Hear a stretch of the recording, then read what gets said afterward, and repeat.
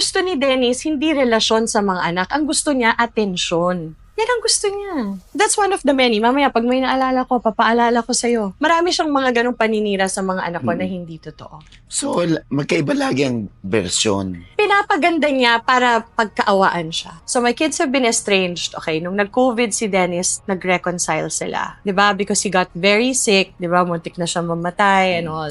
You know, we were praying sa Zoom with my kids for him to heal and my kids were calling him and it was so nice. Oji, I don't want my children to grow up without a father. Meaning to say, without peace with their father. Kasi may impact yan sa daughters And then you interviewed him. I don't know, that was many years ago. They were fine. Okay na okay sila. Si Julia, first lock-in shooting niya or taping sa Subic. Bagong-bago, first time niya magpa-lock-in. Papa, I'm going to Subic. I have taping. Tapos it so happens si Jean, yung kapatid, kasama pala sa taping. Papa, Tito Jean is here na taping.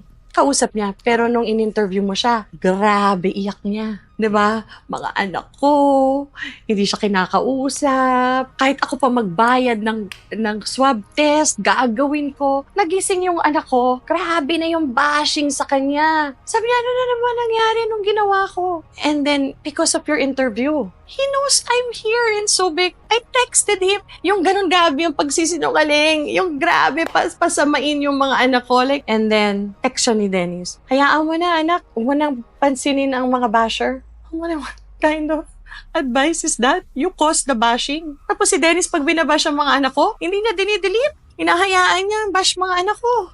My children work hard, Oji, to be where they are. Blood, sweat, and tears yan. They work very hard to be where they are. You know, bakit mo sisirain? Dennis Padilla, 18 years, you have had no financial support. Never mind. God saw us through that. Nakaraos kami. Okay, salamat. Thanks and no thanks. Hindi mo sinuportahan mga anak ko. Pero kung hindi ka makakatulong, the least you can do, so mong siraan. 'Di ba? Kung lacking ka sa pera, which I don't believe, kasi nag-umpisa naman siya ng pamilya, nagkaanak pa siya ng ilan doon. Pero mga anak ko ayaw niya suportahan, ayaw niya maging magpakatatay, ayaw niyang protektahan. 'Di ba? Huwag mo na lang siraan, huwag mo nang tulungan. Huwag mo nang tulungan ng mga bata, huwag mo lang gibain, huwag mo lang saktan.